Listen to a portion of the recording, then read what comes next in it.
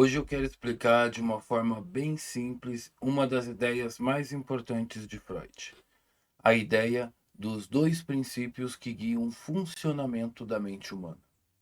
De um lado, o princípio do prazer, do outro, o princípio da realidade. Entre eles, a vida psíquica que se organiza, se defende e se constrói. E nesse vídeo eu vou te mostrar em 10 passos como isso acontece. Primeiro, vamos ver como a neurose afasta a pessoa da realidade. Depois, o que é o princípio do prazer e como ele domina a mente no início da vida humana. Em seguida, a decepção das primeiras frustrações, quando só imaginar já não basta. E logo depois, o nascimento do princípio da realidade, que muda tudo. Vamos entender também as transformações do aparelho psíquico: atenção, memória, juízo, pensamento e ação.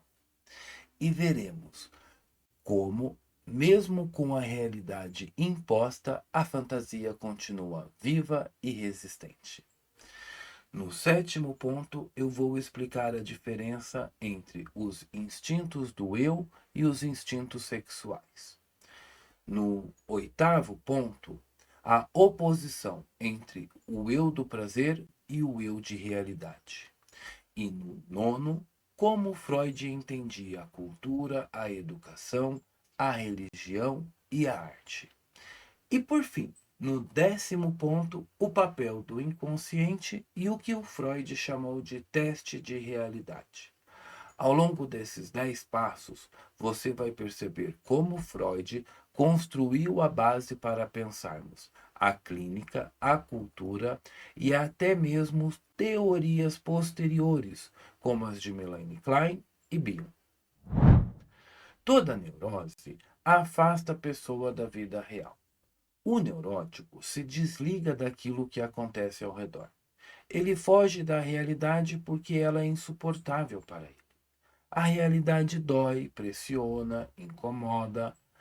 Pode ser um fato difícil de encarar. Pode ser uma lembrança dolorosa, ou pode ser até uma situação comum que no dia a dia se torna insuportável. Mas o resultado é sempre o mesmo. A pessoa se fecha, ela se retira do mundo externo e mergulha no interno. E o Freud explica que isso acontece porque o sujeito não consegue lidar com o desprazer. A angústia é tão grande que o caminho mais rápido é virar as costas para a realidade. Então, em vez de enfrentar, ele cria um refúgio dentro de si. Esse mundo interno funciona como fuga, como proteção. Esse é o primeiro passo para entender a lógica da neurose. A realidade é deixada de lado, e no lugar dela, o psiquismo constrói um abrigo, uma espécie de esconderijo psíquico. O primeiro princípio do psiquismo é o princípio do prazer. É a base mais antiga do funcionamento da mente. Ele busca sempre a satisfação imediata. Não gosta de esperar, não sabe adiar. Tudo o que pode dar prazer é bem-vindo. Tudo o que pode trazer desprazer é rejeitado. Esse movimento é automático, é instintivo. A mente corre atrás do prazer e foge da dor. Nos sonhos, vemos esse princípio em ação. O inconsciente cria imagens para realizar desejos escondidos. Nas fantasias do dia a dia, também vemos o mesmo processo. Quando imaginamos algo bom, estamos obedecendo ao princípio do prazer. Ele domina a vida psíquica nos primeiros momentos da existência. É o motor que guia o bebê, a criança pequena e grande parte da vida inconsciente. Por isso, Freud afirma: o princípio do prazer é a marca original do psiquismo. E é contra ele, ou melhor, junto com ele, que o princípio da realidade vai precisar se impor. No começo, a mente tenta se satisfazer só imaginando. Basta desejar e já cria uma imagem de prazer. O bebê, por exemplo, chora e alucina o seio da mãe. É como se a necessidade já estivesse resolvida. Mas, cedo ou tarde, a satisfação não vem. O leite não aparece na hora. O colo não chega de imediato. E quando isso acontece, a frustração aparece. A mente descobre que só imaginar não basta. A decepção é inevitável. O prazer sonhado não resolve a necessidade real. É essa experiência de frustração que força uma mudança. O psiquismo não pode viver apenas de alucinação. Então, pouco a pouco, é obrigado a encarar o mundo externo, a perceber que existem coisas fora dele que precisam ser transformadas. Esse é o momento em que a mente dá o primeiro passo para sair do puro prazer. É o início da entrada no princípio da realidade. Chega um momento em que só imaginar já não resolve. A mente percebe que o desejo sozinho não mata a fome. Agora não basta sonhar com o que é bom, é preciso lidar com o que é real, mesmo que esse real seja duro, mesmo que esse real traga dor. Esse é o grande divisor de águas do funcionamento psíquico. A mente começa a trocar a satisfação imediata pelo adiamento. Em vez de fugir do desprazer, aprende a suportá-lo por um tempo. Em vez de inventar soluções mágicas, busca transformar o mundo externo. É nesse ponto que nasce o princípio de realidade. Ele não elimina o prazer. Ele diz apenas assim: espere, adie, tolere. O prazer virá de alguma forma mais segura depois. Esse é o passo decisivo da maturidade psíquica. A criança aprende pouco a pouco a esperar. O adulto, quando equilibrado, consegue suportar a demora. A realidade se impõe assim. E o psiquismo precisa aprender a jogar dentro dessas novas regras. Para lidar com a realidade, o psiquismo precisou se reinventar.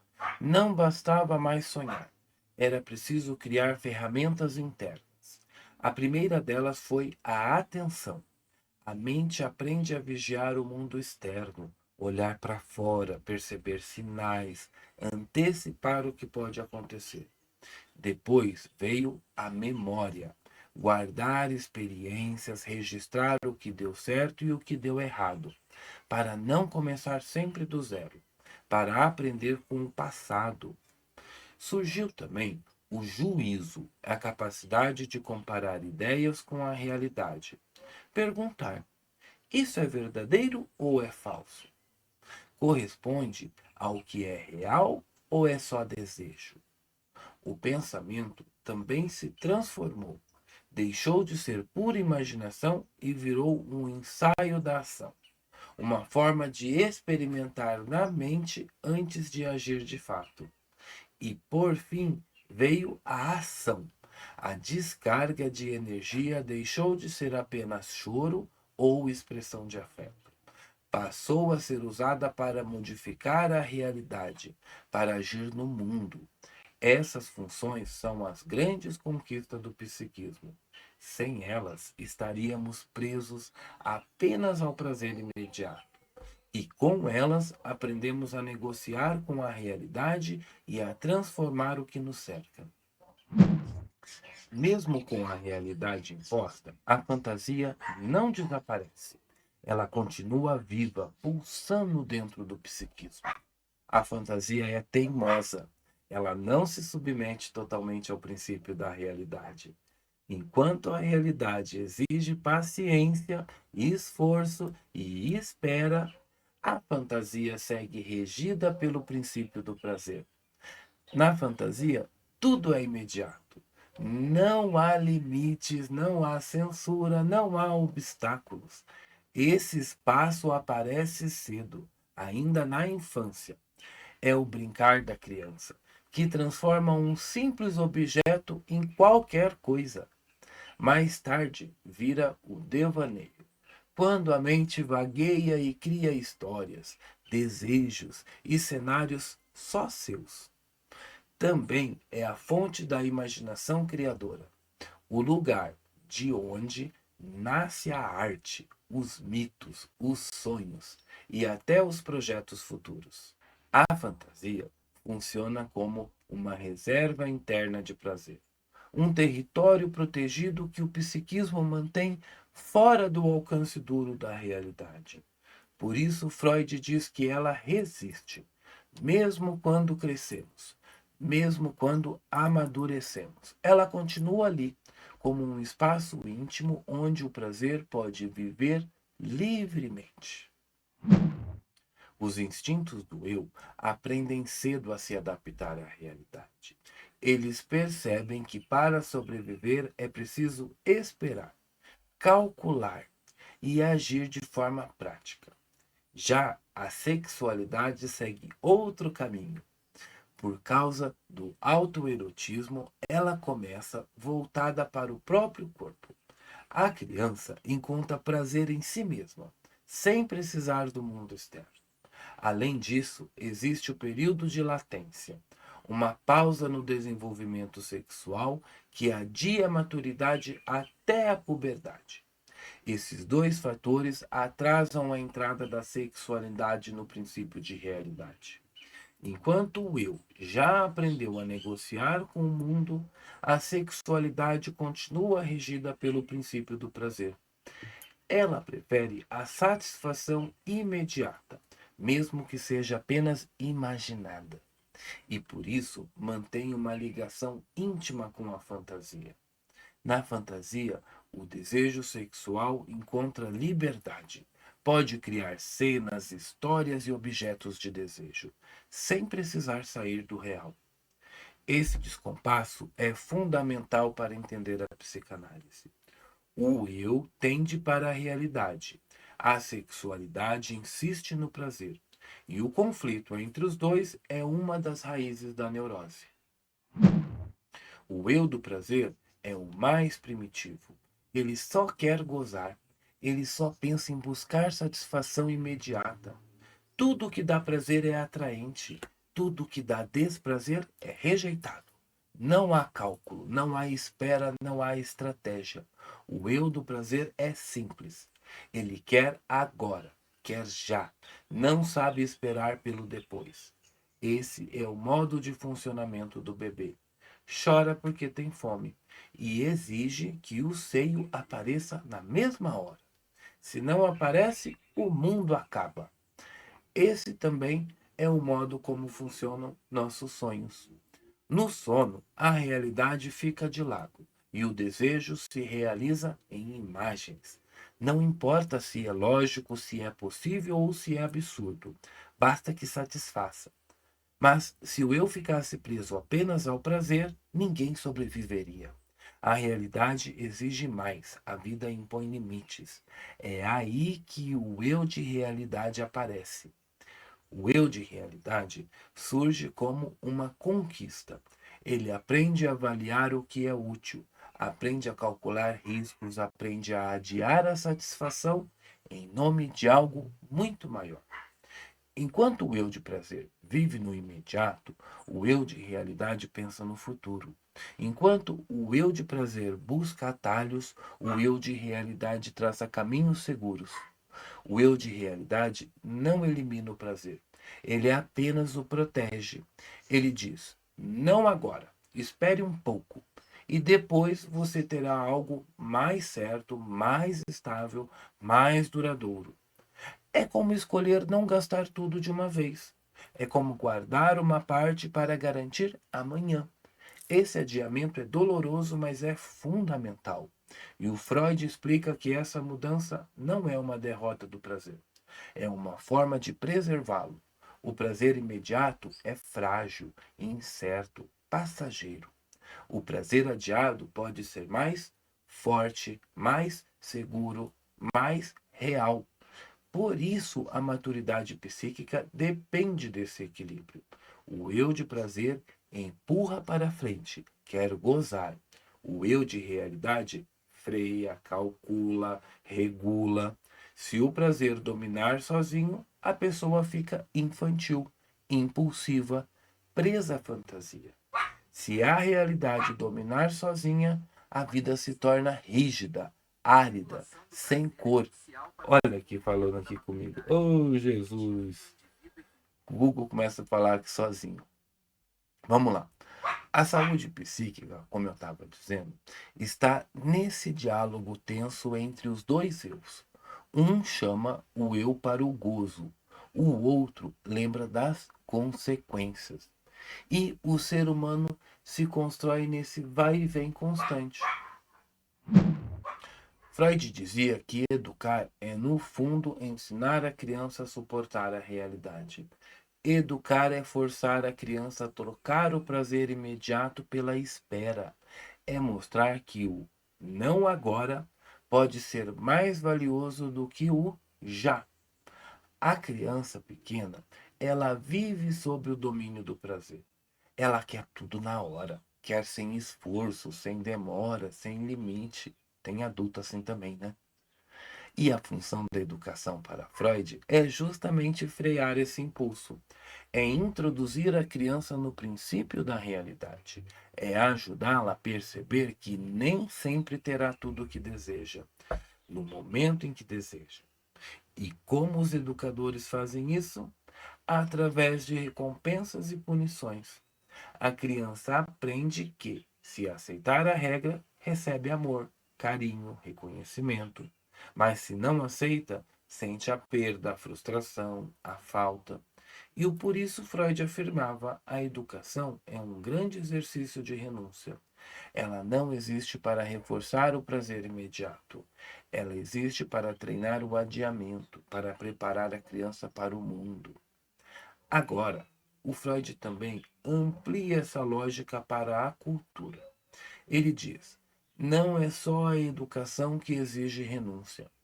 A própria civilização é construída sobre a renúncia ao prazer. As religiões são um exemplo disso. Elas projetam a mesma estrutura do princípio da realidade. A promessa é simples: aceite renunciar agora e você será recompensado depois. Ou seja, adie o prazer da vida presente em troca de um prazer maior numa vida eterna, futura. Esse é o mesmo movimento do psiquismo descrito por Freud. A substituição do prazer imediato pelo prazer adiado.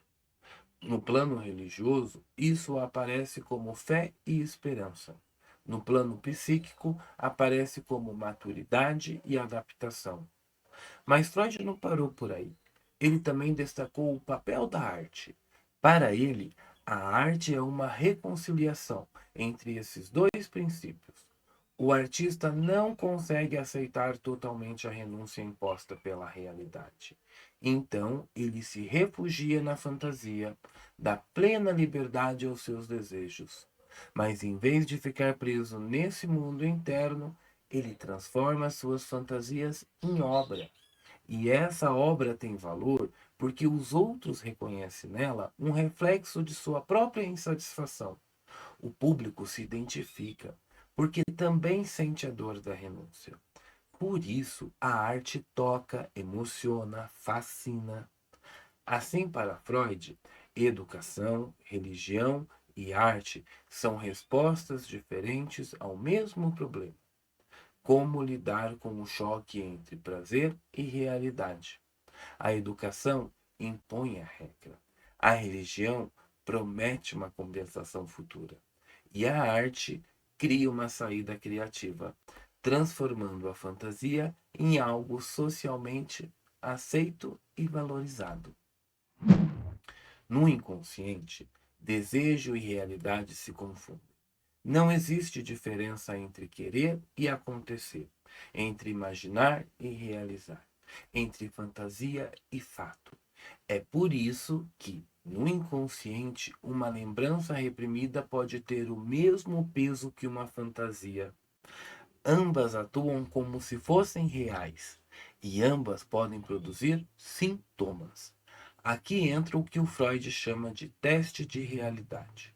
O teste de realidade é uma conquista do eu, é a capacidade de perguntar: isso aconteceu mesmo ou foi só imaginado? Quando o teste de realidade está ativo, a mente consegue distinguir, consegue separar um fato verdadeiro de um desejo apenas sonhado, consegue diferenciar uma memória real de uma fantasia inconsciente. Mas no inconsciente reprimido, não há esse teste. Ali, tudo vale como realidade. O desejo é tratado como fato. A fantasia é tratada como lembrança. E a lembrança pode ser distorcida como se fosse fantasia. Por isso, Freud dizia que o inconsciente não conhece contradição, não conhece tempo, não conhece negação. Ele só conhece o princípio do prazer. E nesse princípio, querer já é ter, desejar já é realizar. Esse mecanismo explica, por exemplo, os sonhos.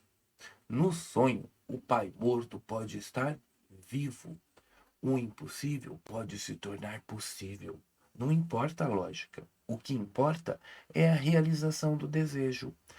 E também explica a formação dos sintomas. Um sintoma neurótico pode nascer de um desejo inconsciente que nunca aconteceu de fato, mas que é vivido internamente como se fosse real. Por isso que o Freud alertava: o analista não pode desprezar as fantasias inconscientes, mesmo que não corresponda aos fatos externos. Elas têm valor psíquico e produzem efeitos tão fortes quanto uma lembrança verdadeira. Esse é o sentido profundo do teste de realidade. Ele marca a fronteira entre o eu da consciência, que avalia e compara, e o inconsciente reprimido, que vive no eterno curto-circuito entre desejo e realidade. Em resumo, no inconsciente, o real e o imaginado, eles se confundem. E é justamente essa confusão que dá origem aos sonhos, às fantasias, às culpas e aos sintomas. O que Freud mostrou nesse artigo é fundamental. A vida psíquica oscila entre prazer e realidade, entre desejar e adiar, entre fantasia e adaptação. Esse movimento não é detalhe, é o coração do funcionamento psíquico. É nele que se joga a neurose, é nele que se forma a cultura, é nele que se define a própria condição humana. E o Freud abre aqui a chave para pensar o eu. Ele mostra como o eu nasce do choque com a realidade. Mostra como o eu se organiza para suportar frustração. E como a fantasia resiste, criando um mundo paralelo onde o prazer continua vivo. Esse texto é um marco. Sem ele, não compreenderíamos a clínica. Não entenderíamos por que o neurótico foge da realidade. Nem porque o sintoma é uma tentativa de conciliar desejo e adaptação. Mais do que isso, esse artigo preparou o terreno para Melanie Klein. Ela vai mostrar que a fantasia inconsciente não é só um resto do prazer, é a base de toda a vida psíquica. A fantasia dá forma ao modo como a criança percebe objetos internos e externos. E esse raciocínio só se torna claro porque Freud aqui distinguiu prazer e realidade. Bion também depende dessa herança. Ele vai mostrar que pensar é fruto da frustração, que só ao suportar a ausência do objeto é que o psiquismo cria pensamento. E esse é exatamente o momento em que o princípio da realidade se impõe. Bion desenvolve essa ideia ao máximo, mas ela nasce aqui. Por isso esse artigo é tão importante. Ele não é apenas um texto de transição, é a base de uma linhagem inteira da psicanálise. E o Freud lança a pedra fundamental. Klein amplia com a fantasia inconsciente e o conceito de posições. E Bion leva adiante, mostrando como se constrói a capacidade de pensar.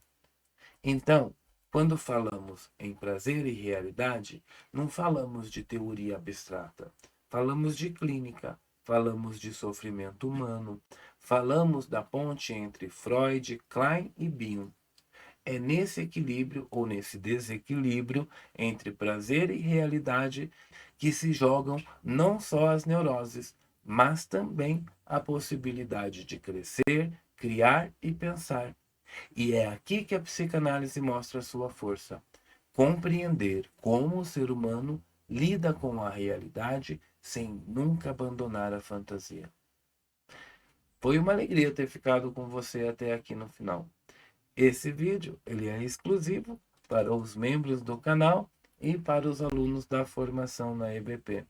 Eu espero que você tenha visto a importância desse texto não só para a psicanálise, mas também para a nossa vida. E se você viu, deixa aqui agora nos comentários, vamos bater papo. Aqui dentro da área de membros a gente tem um espaço reservado só para gente. Eu fico te aguardando no próximo vídeo. Até lá!